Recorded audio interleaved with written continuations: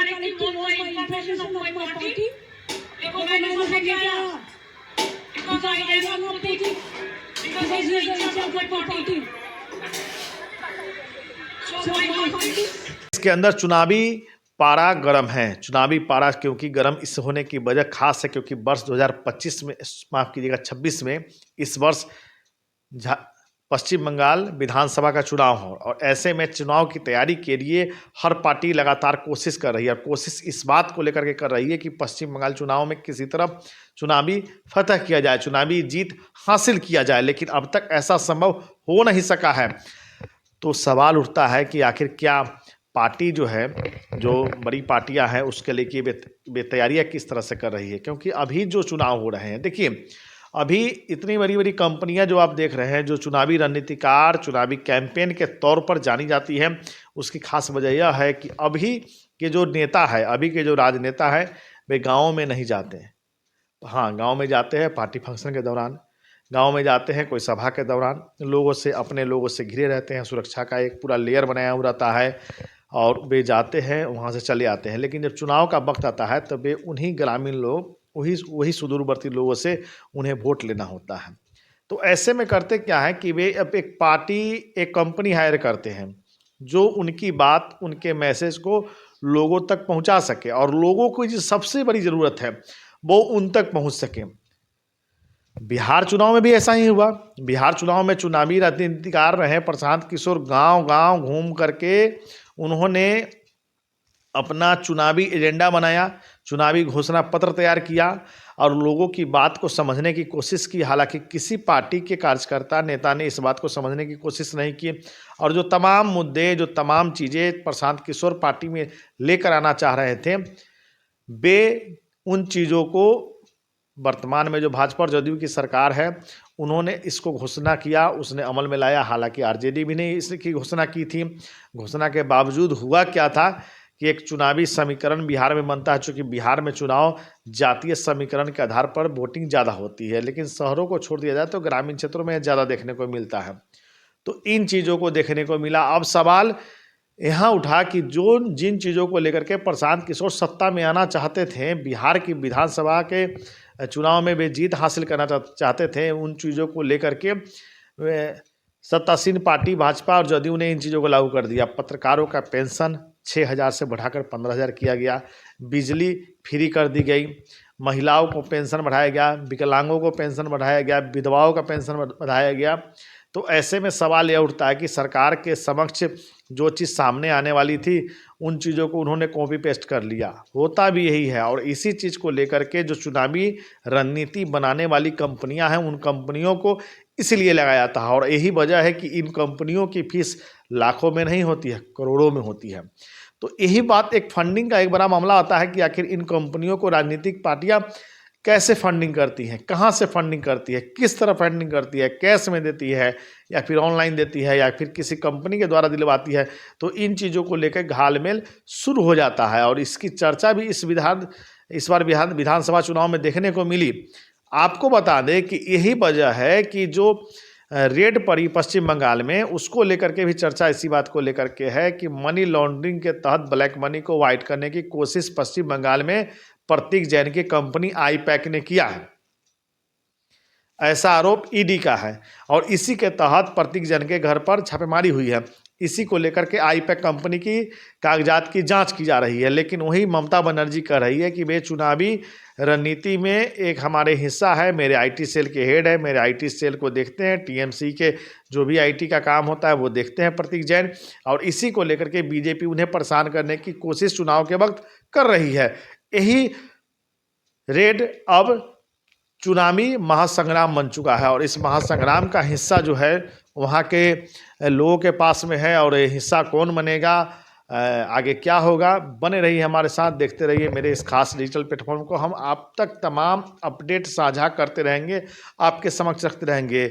हम आपके सुझाव का इंतज़ार करते हैं, आपकी उन बातों का इंतज़ार करते हैं जिस पर आप जानना चाहते हैं। लेकिन जो अभी तमाम मुद्दे हुई हैं, जो खास बातें हुई हैं पश्चिम बंगाल को लेकर के, उसको लेकर के हमने आपके साथ साझा किया और बताया कि आईटी कंपनी की, आईपैक कंपनी पर रेड क्यों हुई, ईडी ने रेड क्यों मारा, ममता बनर्जी वहाँ क्यों पहुँची, उस फाइल में आखिर क्या था, आज हाईकोर्ट के निर्णय में क्या हुआ। हाईकोर्ट से में ईडी ने अनुरोध किया था पश्चिम बंगाल हाईकोर्ट में कि सरकार इस पर, कोलकाता हाईकोर्ट में कि हाईकोर्ट इस पर हस्तक्षेप करे, क्योंकि जिस तरह से फाइल को लेकर के विवाद हुआ तो इस फाइल को लेकर के लगातार नेशनल मीडिया में यह बात की खबर चल रही तो इसको लेकर के ईडी ने हाईकोर्ट का दरवाजा खटखटाया। क्या कुछ होगा इस बार के पश्चिम बंगाल चुनाव में, देखते रहिए। क्या बीजेपी वहाँ परचम लहराए पाएगी या फिर पश्चिम बंगाल में टीएमसी ही फिर सत्ता में आएगी। इन सवालों के बीच लगातार लोगों को जो जेहन में जो सवाल हैं वो ज़रूर उठेंगे और इसी को लेकर के वे अपडेट होते रहते हैं। धन्यवाद, आपका बहुत बहुत धन्यवाद। आपके साथ तमाम खबरों को लेकर आते रहेंगे। नमस्कार। बिहार में भले ही बहुत ज़्यादा ठंड पड़ रही हो, लेकिन बंगाल का सियासी पारा बहुत गर्म है। दरअसल बंगाल में इस बार चुनाव होने हैं और चुनाव को लेकर के लगातार तैयारियां हो रही है। हर पार्टी, चाहे वो टीएमसी हो, बीजेपी हो, कांग्रेस हो, इन चुनावी तैयारियों में जुट गई है। वर्ष 2011 से पश्चिम बंगाल में ममता बनर्जी की सरकार है और ममता बनर्जी वहाँ के मुख्यमंत्री हैं। आपको बता दें कि आज एक जो खबर चल रही है नेशनल मीडिया पर, उसको लेकर के चर्चा बहुत ज़्यादा है। खबर यह है कि ईडी की एक रेड हुई और उस रेड में मुख्यमंत्री पहुंची। हम आपको पूरा मामला समझाते हैं, क्या हुआ था उस रेड में और क्यों पर यह रेड, किसके घर पर रेड, यह तमाम बिंदुओं को हम लेकर आपके साथ चर्चा करेंगे। नमस्कार, मेरा नाम है प्रभात और आज हम चर्चा करने जा रहे हैं पश्चिम बंगाल की। जी हाँ, पश्चिम बंगाल में आईपैक के दफ्तर और आईपैक के घर, यानी जो चुनावी रणनीतिकार हैं उनके घर पर छापा पड़ा। प्रतीक जैन के घर पर छापा पड़ा और प्रतीक जैन के घर पर जैसे ही छापेमारी की सूचना मुख्यमंत्री ममता बनर्जी को मिली, वैसे ही मुख्यमंत्री लाव लश्कर के साथ प्रतीक जैन के घर पर पहुंच गई। उनके घर पर पहुंची और उन्होंने वहां से एक फाइल ले लिया, वहां से डॉक्यूमेंट्स ले लिए, लैपटॉप वगैरह जो हार्ड डिस्क वगैरह थी वह ममता बनर्जी बाहर लेकर आई और अपने साथ चल रहे जो उनका एक मीडिया का सिस्टम उन्होंने बना रखा है, दो माइक लेकर के चल रही है, वहाँ से उन्होंने लोगों को, प्रेस को, मीडिया को संबोधित करना शुरू कर दिया। उन्होंने बताया कि सरकार टीएमसी को परेशान करने के लिए ऐसा कर रही है, चूँकि वर्ष 2014 के बाद से आईपैक, जिसकी स्थापना आपको बता दें कि प्रशांत किशोर ने की थी। जी हाँ, अभी बिहार में चुनावी रणनीतिकार जो अभी जनसुराज के संस्थापक हैं उन्होंने की थी। और हालांकि अब प्रशांत किशोर अब उस कंपनी में नहीं है, अब आईपैक में नहीं है, उन्होंने अब अलग राह तैयार कर लिया है, जनसुराज के सूत्रधार माने जाते हैं। लेकिन 2014 से पहले उन्होंने इसकी स्थापना की थी और एक छुपा हुआ नाम था जिस नाम की चर्चा कहीं नहीं थी। प्रशांत किशोर की चर्चा हर जगह थी, प्रतीक जैन का नाम नहीं था। प्रतीक जैन उनके साथी थे, आईआईटी के इंजीनियर है और वे लगातार उनके साथ काम कर रहे थे। अभी हाल में आईटी सेल का जिम्मा, टीएमसी के आईटी सेल का जिम्मा प्रतीक जैन के ऊपर है। प्रतीक जैन बखूबी इसको निभा रहे हैं और चुनाव में प्रचंड जीत भी दिला रहे हैं। जी हाँ, तृणमूल कांग्रेस जो कि मुख्यमंत्री है ममता बनर्जी उनकी पार्टी है, प्रतीक जैन लगातार वहाँ काम कर रहे हैं और टीएमसी को जीत भी दिला रहे हैं। अब टीएमसी का कहना है कि हमारा डाटा लीक करने के लिए प्रतीक जैन के घर पर छापेमारी की गई, जबकि ईडी का कहना है कि कोयला घोटाले की तार पर प्रतीक जैन से जुड़ी हुई है, आईपैक कंपनी से जुड़ी हुई है। इसको लेकर के हम लोगों ने छापेमारी की और यह मनी लॉन्ड्रिंग का केस है। मनी लॉन्ड्रिंग केस के तहत हम लोग वहाँ पहुँचे थे, जांच चल कर रहे थे, छापेमारी की गई थी। ईडी ने बताया कि कई जगहों पर छापेमारी हुई थी और वह छापेमारी का एक हिस्सा ही था। प्रतीक जैन का जो घर था वह छापेमारी के उनके चार्ट का एक हिस्सा था, उनके जो छापेमारी का केंद्र था, छापेमारी की जो जगह थी उनका एक हिस्सा था और इसको लेकर के वे छापेमारी करने के लिए प्रतीक जैन के घर पर पहुंचे थे। लेकिन जैसे ही प्रतीक जैन के घर पर ईडी की छापेमारी की सूचना मुख्यमंत्री ममता बनर्जी को मिली, वैसे ही वो उनके घर पहुंच गई और वो अंदर जा कर के data, file, laptop, hard disk वगैरह लेकर के बाहर आ गई। पूरी कोशिश की ईडी ने कि उनसे वो कागजात मांगे, लेकिन ममता बनर्जी ने उन्हें वो फाइल नहीं दिया। अब सवाल उठता है कि आखिर मुख्यमंत्री ममता बनर्जी किसको बचाने के लिए वहाँ गई थी। अब सवाल यह उठता है कि आखिर उस फाइल में क्या था। अब सवाल यह उठता है कि आखिर उस फाइल में ईडी क्या जानना चाह रही थी। अब तो इस फाइल को मीडिया में आने के बाद लोग भी यह जानना चाह रहे हैं कि आखिर उस फाइल में क्या है। सवाल बहुत एरे हैं, जवाब किसी के पास नहीं है। लगातार ईडी इस चीज़ की कोशिश कर रही थी कि वे वह फाइल ले ले, लेकिन वो नाकाम रही।